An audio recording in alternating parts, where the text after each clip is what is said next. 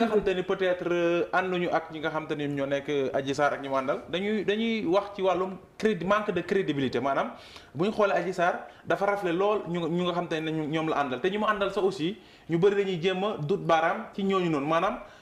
Françoise Hélène la ñuy àndal te Françoise Hélène maanaam donte ne nee nga professeur nga woon yaa ngi liggéey ci Amérique waaye lu ci gën a bëri ci ay xuloo lañ lay dégg ak yu kenn xamul ki nga xam te ne aussi moom moo nag nekk gan mu di Kouramaki tamit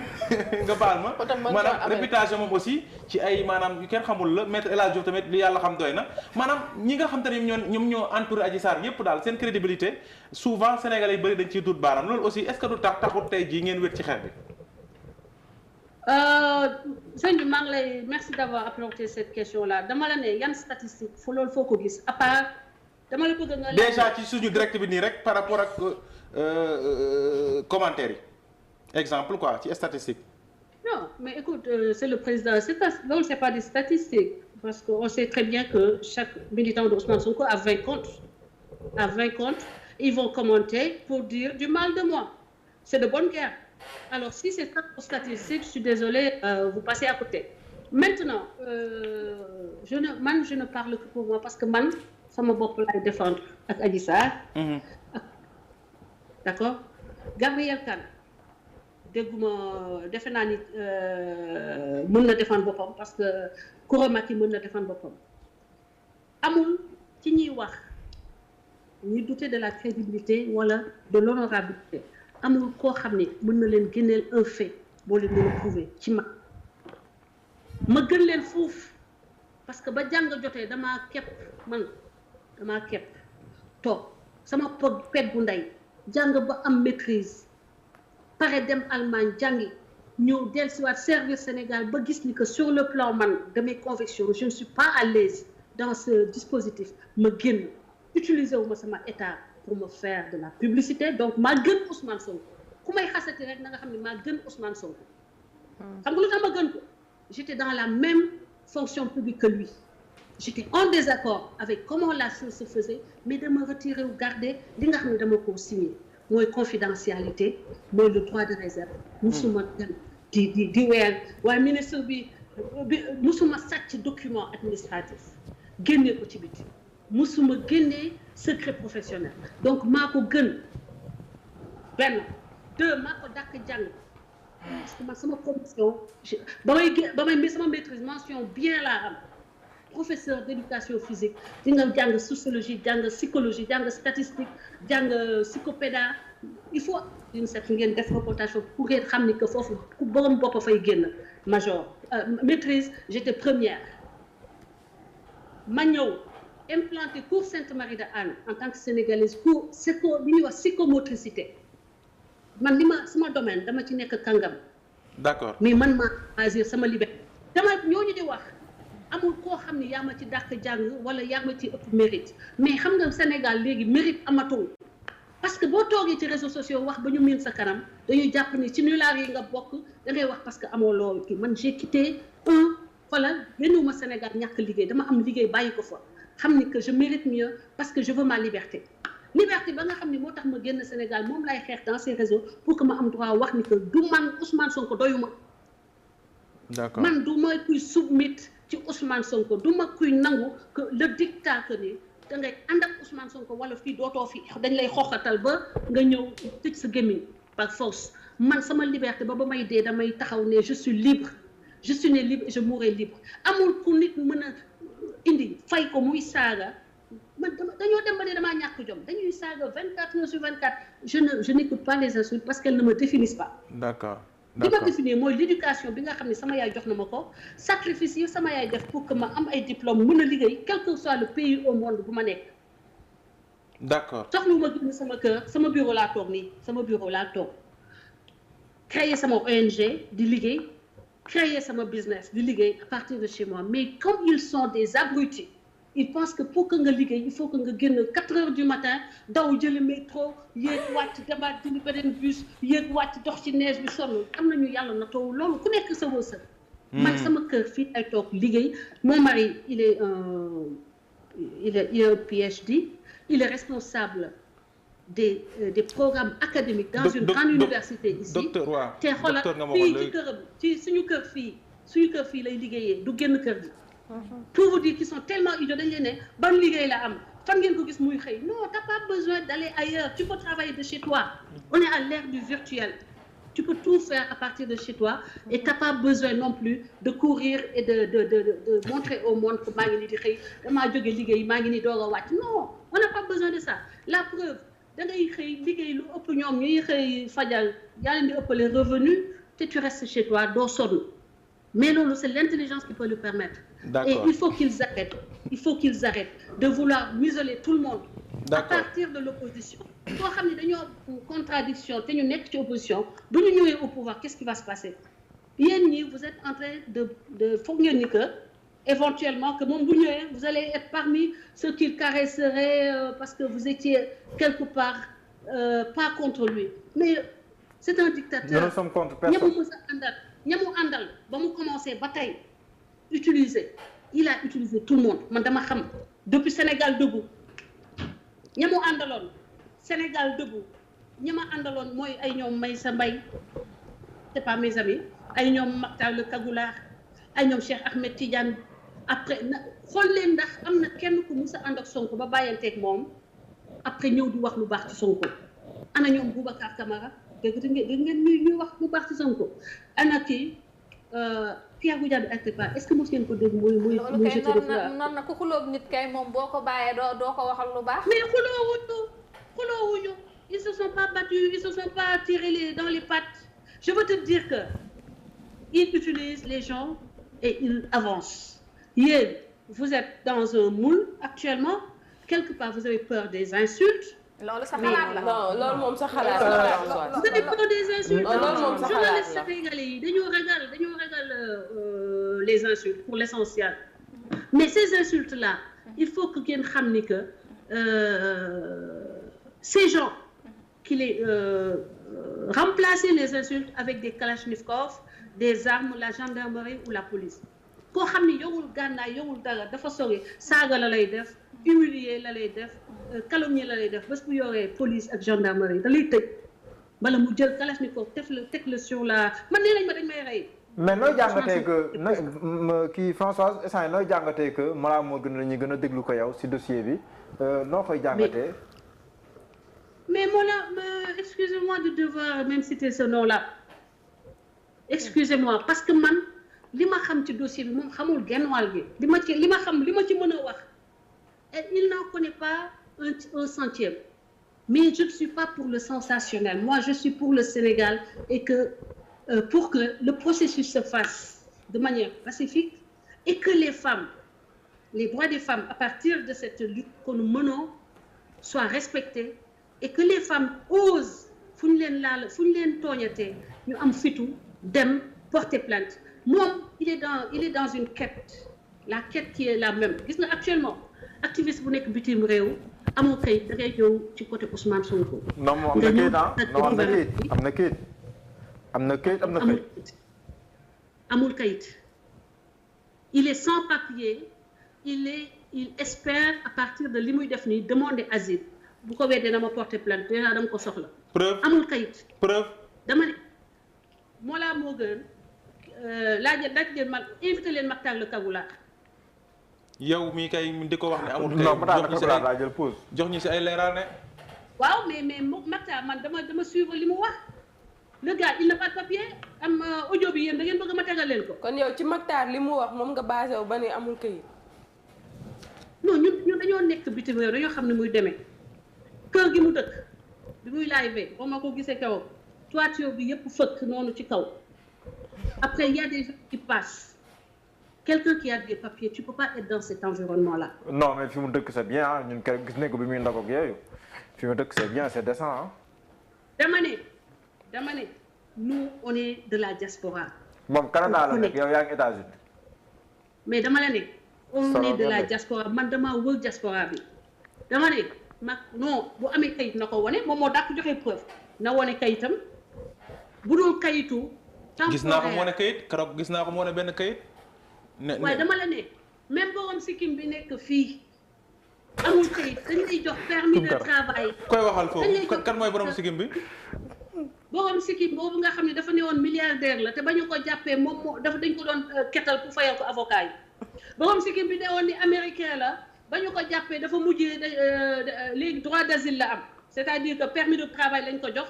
du mun a def leneen lu dul liggéey fay ay taxes dundal boppam parce que américain balaa mu laa génnee su la naree génnee sax daf lay jox kay booy liggéey yenn saa yi buñ la waxee sa rapatrié am nga droit demander benn papier boo xam ne dañ la koy jox pour nga liggéey nga dajale tuuti xaalis pour que moom ngay ñibbee il est bien possible que papier boobu la am keneen ka nekk Canada ñoom ñëpp a yem c'est-à-dire que ils utilisent. mais yow est-ce que nekkul ne li mu waxoon ne da nga amoon difficulté pour gis Adji Sarr ba après nga génne sa vidéo boobu est-ce que nekkul loolu. non mais parce que man dama yàgg a toog di ko dégg muy wax di kàcc man. ba muy jaaro or yeeg yooyu defe naa dégg naa ko wax est-ce que nekkul loolu nga koy. yooyu waaw xam nga man faux or bi quoi xam nga mosuma jëndal Adji Sarr bijou. waaw bijou faux or. waaw xam nga mosuma ko jëndal moom mu ne damaa dem New York jëndali Adji Sarr ay bijou. mais du or quoi Adji Sarr ma ko jëndal bijou ok. boobu muy fen mu ne man mosuma gis Adji Sarr man maa ko gën a muus dama ko joué damay foog ñoom parce que dama xam seen mécanisme nu ñuy réfléchir gis nga ba ma jógee Sénégal on avait convenu que photo yi duñ ko génne te xamoon na Adji Sarr ci boppam waxoon nañu ni que dañuy xaar ba ñu ne gisante wuñu ñu doog a génne photo yi te on savait que man xamoon naa ne danañ ne gisante wuñu parce que bu ma ñëwee dugaluma photo rek ñoom dañuy jàpp ni que gisuma Adji Sarr et ils sont tombés dans le piège gisu ko wax ma génnee bi nga xam ne moo gën a nuróo xam nga damaa teg sama bopp ci bakku Adji Sarr xam nga mënoon naa génne bi ma taxaw ak moom mais dama ko génnee bi nga xam ne moo koy poussé mu ne montage la na ma ko defalee piège noonu la daanoo ci piège bi daal ne montage la ñoom ñëpp montage la gisu ko billaay walaay talaaxi waat ci li ngeen am de plus fort ni musuma gis Adji Sarr loolu montage la ma génneel ko photo ba nga xam ni damaa toogee nii Adji toogee nii ba tey mu continuer ka koy nax naan ko gisu ko léegi ba ma ko génnee ba ma taxaw ba ma vidéo ba nag mu ne waaw ba ma waxee ci lañ ko jox ci la daw dem photo wu jëkk Adji Sarr ma génneel ko ni ma prouver Sénégalais que je suis rentrée le 21 la nuit du 21 amoon na jigéen joo xam ne mësut a voyage Amérique ma woo ko femme boo xam ne maa ko dimbale ba mu dem ci géej maanaam fu muy embarqué mu raté avion am ma toog ak moom di ko lijjantil ba mu am avion pour que mu bañ a fanaan ci aéroport bi may door a dem embarqué pour ñëw sama kër femme boobu ma woo ko en direct femme bi confirmé doomu femme bi tax moom bind na ma sax parce que ndeke mu ngi doon déglu live c'est pour vous dire ñoom c'est une entreprise de mensonge mais man comme dama yàgg ci ak ñoom dama xam dama leen di précéder ñoom seen xalaat dama leen di jiitu dama leen xam ñoom fu ñuy jaar toujours moo tax ku ma ci attaqué dama lay daaneel moo laa noonu dama ko humilier étape par étape parce que dem na ba ne ba ma waxee lañ ko xëcc yóbbu ko gaaw pour mu photo ak Adji Sarr moo wan ko ni que jour ba muy wax fekk na ñibbisi naa il y a 5 jours fekk ñibbisi naa 5 jours toog sama kër 5 jours ou une semaine moom mu ne jour ba mu wax te ma wan ko ma wane sama billet d'avion. mais moom information yi muy joxe bon je ne dis pas information mais li muy wax ci dossier bi ban crédit nga koy jox. Sincèrement je parle dans mon intime conviction man dama gëm ni peut-être que li may wax ni sax c'est contre-productif pour mon camp parce que man camp président Macky Sall laa nekk parce que man maa nekkoon opposition ma dem ba gis ni que li may xeex kii may xeex moo gën ñi may àndal di xeex ma dem ma décider man ni dootuma xeexati Macky Sall et au contraire dama koy jàppale parce que man Macky Sall def fi na fi nekk ba président à vie sax moo ma gënal Ousmane Sonko nekk président. waaw léegi comme laaj bi. Maintenant pour li ngay wax le crédit que j'accorde à ça. Je pense que c'est quelqu'un qui est en train d'humilier Mollah Morgun qui lui file de fausses informations parce que pour l'essentiel li leen Mollah di wax c'est de fausses informations. Il fait son show. kon am na lu si nekk dëgg parce que yaa ngi naan pour l'essentiel kon am na lu si nekk dëgg. man personnellement gisuma lu ci nekk dëgg mais comme man mënuma vérifier lépp bëgguma dénier ko que ni am na xëy na lu ci nekk dëgg mais man gisuguma ko mais comme man nee naa la man sama bàmmeel laay sàmm man parce que boo demee ba passé 50 ans tu es sur la courbe descendante da ngay xam looy wax da ngay xam nooy def booy tëdd xam ni mën nga bañ a yeewu nga bañ a tëdd ak loo xam ni yàlla dina la ci mbugal dama ne pour l'essentiel li ma ci xam man lu ma ci xam moom fen yi moo ëpp dëgg yi maintenant mën na am na lu ciy dëgg mais man loolu j'ai pas la possibilité de certifier. Mais parce que man, chaque fois qu'il a parlé de moi, il a menti. Et gis nañu ni que Gabriel aussi, chaque fois qu'il a parlé de Gabriel, concernant par exemple son excision, au détriment de wax ci jigéen sénégalaise d'une façon méprisante, salissante boo xam ne tu insultes des milliers de femmes sénégalaises qui ont vécu dans leur chair quelque chose qui touche à l'intime, à leur intimité, à leur vie tout entière, quelque chose qui a quand même un impact sur leur vie, sur leur famille. nga koy wax d'une façon mu mel ni que loolu c'est une tare, c'est un péché wala c'est un défaut nga koy humilier ay jigéen en direct. loolu li ma la bëgg a wax man Françoise mooy Gabriel a prouvé démb que c'était faux et man sax yi ma concerné j'ai prouvé que c'était faux. Alors nous sommes les deux qui nous exprimons. mais am nga question xam naa bu intéressé kii mooy Queen Biz bi boobu moom xam naa. waaw Bougane xam nga man xam nga Bougane. du ma militant Bougane. man je vous dis que Adji Sarr xamul Bougane dégg nga musul wax ak Bougane musul jege Bougane bay dëkk kër Bougane. da nga pour vous dire. noo ko xamee. mais man damay wax ak Adji Sarr. ñaari sànq doo ko laaj lu mu la waxul doo ko laaj yaa ko laaj. mais loolu c'est trop sérieux pour que du ma ko wax parce que Gabriel mi koy dimbali naa ko. pour a mag yi xam naa ko ñëpp ñi nga xam ne jege nañ ko xam naa leen. donc depuis le début kër yaayam bu ndaw boobu la dëkk da nga koy confirmer loolu yaayam bi ñu gis démb ci audition ba parce que loolu lañ ma wax. que non man loolu man nee naa la je ne vais pas dire je n'aurai jamais sur la conscience un mensonge ou une contre-vérité parce que ça c'est trop important. Il y a 14 personnes qui sont mortes. Et ce dossier-là, moi, je ne suis pas celle qui va mentir. Je ne sais pas exactement, mais je sais que la ñu wax que Bougane kër Bougane la nekkoon c'est faux parce que Adji xamul Bougane ay mbiri si la Adji ñi ñu koy wax ni yëpp xamu leen Adji xamu leen. xam na Mamour Diallo waaye. Les gens oh, et puis yow attends on va je vais vous donner un exemple parce que yenn yi bon sens la. Alors les agents de la BIP, c'est des agents assermentés. C'est un corps d'élite dañu waxante dëgg ñooñu dinañu toog di garder koo xam ne dafa nekk danger de mort léegi góor yi di défiler mel ni benn maison close quoi agent yooyu di nekk des proxénètes des complicités de prostitution ñu mën leen tëj ñu ñàkk seen liggéey donc moom fi mu nekk noonu Canada nee na agent yi garder Adji Sarr ñoo sont complices que Adji Sarr à la limite se prostitue sous les yeux des agents avec la complicité des agents. Est-ce que yéen loolu boo leen bañee Macky Sall ba bañ ko aide-moi à détester bi nga xam ne moom xew ci Sénégal bi dama ne même bu doon da ngeen bañ Macky Sall bañ ko ba nga xam ne boo ko xoolee seeni boutique wëlbatiku est-ce que loolu xel mën na koo nangu que des agents assermentés de la BIP 2 ou 3 agents se mettent là et qui regardent une gamine qui est présumée victime de viol, qui attend son procès, que les hommes viennent se coucher avec comment on va dire ça, avec cette petite là, sous les yeux des gens des responsables de sa sécurité. D'accord, léegi kon comme que nee nga ñooñu pas aller au bout des questions. Comme que nee nga ñooñu ay professionnels lañ ba duñu seetaan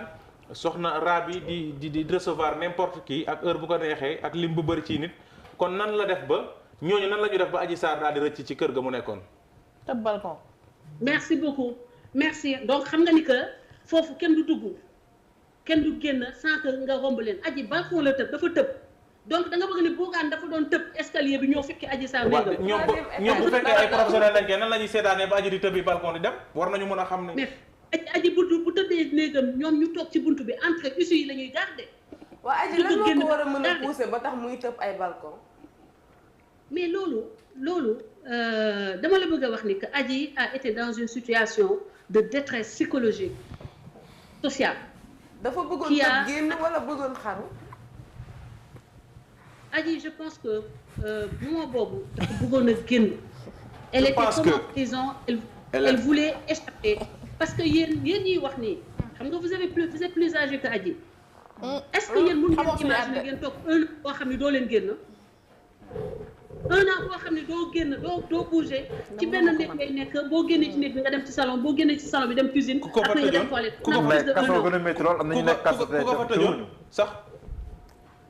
mais parce que Ousmane Sonko moo ko fa tëj parce que ñoom ñoo ko menacé de mort Ousmane Sonko l'a maintenu en prison parce que menace de mort yi moom Ousmane Sonko mënoon na def déclaration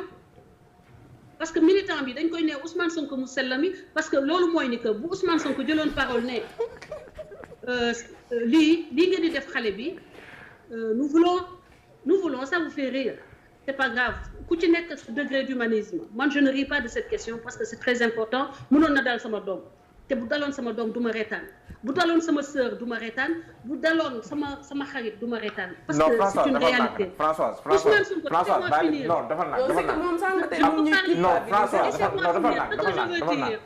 non Françoise je dis que am na loo xam ne ce que je dis laissez-moi finir non waaw ñoom ñun duñ ko nangu nag waaw je suis en train de dire que non mënoonu jaxase Sénégalais loolu duñ ko nangu c'est une jeune fille xamoo lan la ñuy reetaan bu ñu tafsiral suñuy ree été humiliée pendant non ça n'a rien à voir avec ça ça n'a rien à voir avec ça mais bu ñu dëkkal foofu quand même duñ ko nangu ça n'a rien à voir avec ça foofu de dëkkalu ma leen foofu dama wax ni pendant une année cette petite là elle a vécu une misère affective sociale économique bu leen fàtte ni moom moo doon yow yaayam ki nga xam ne maamam la te mu koy xam ni moom maanaam ba yaayam génnee àddina kooku la reporter son affection mais xale bi amul woon possibilité jox kooku le minimum bi nga xam ni moom la doon moo ko doon permettre muy suturloo xale maamam bi état bi mu doon dund loolu métti ko xale bi benn instant donc elle cherchait c'est comme si elle voulait faire exploser une cage et loolu Ousmane Sonko moo ko teg parce que man bu ma doon placer Ousmane Sonko je rappelle mes militants à l'ordre je leur dis écoutez nous voulons un Sénégal boo xam ni nous voulons respecter la dignité de la femme xale bi quel que soit lu mu doon ak li ngeen ko meree doomu Sénégal la bokk na ci ñi nga xam ne suba ñoom laa bëgg a administrer alors les insultes s'il vous plaît vous les laissez les menaces de mort laissez-la elle a le droit d'entrer en justice et je vais collaborer avec la justice pour que ces droits soient respectés donc on arrête les humiliations les insultes et les menaces de mort bu ko waxoon parce que nitam yi dañ koo gëm kon loolu arrêté woon na depuis le premier jour il n'a jamais daigné faire un appel en faveur de Adji Sarr. d'accord jamais. d'accord man sa wax ji nga wax nii dama si am lenn lu nga xam te ne nii dafay xaw a confirmer kon audio bi nga xam te ne yaa ngi doon douter ci authenticité bi parce que ci biir audio bi ñu ngi dégg ki ñuy naan Mamour Diallo la naan ko Adji waroo nekk fi di tëb ay kii ak di daanoo. maanaam foo nekkoon. donc day mel ne kon da ngay confirmer audio bi. man je ne confirme pas l'audio je vais vous dire pourquoi da ngeen ma poser question ma ne leen si c'est authentifié mais nous savons que ces informations là elles étaient déjà sur la place Babacar Touré wax na ko waxaat ko ba sonn. ngeen weddi ko de da ngeen ko weddi woon. man ay waxu Babacar Touré ngeen confirmé parce que ji maa ngi koy weddi maa ngi ko yéen dama ko weddi ba tey ji maa ngi koy weddi parce que nee naa leen c'est pas authentifié. tu parles des audios. léegi dama leen ne si c'était authentifié s'il est vrai que Adji Sarr moo fay wax loolu ça concerne Mamour Diallo maintenant vous êtes en train de faire des amalgames pour amener man sama doute sur le fait maa ngi leen di wax ni que Adji Sarr a sauté d'un balcon. ngeen xamante ko à la situation de Mamour Diallo moi c'est des astuces qui ne passent pas. non parce que loolu kay dafa am benn rapport ci wax ji dafa am benn maanaam bu ñu ko toppee. c'est-à-dire li mu chronologie bi.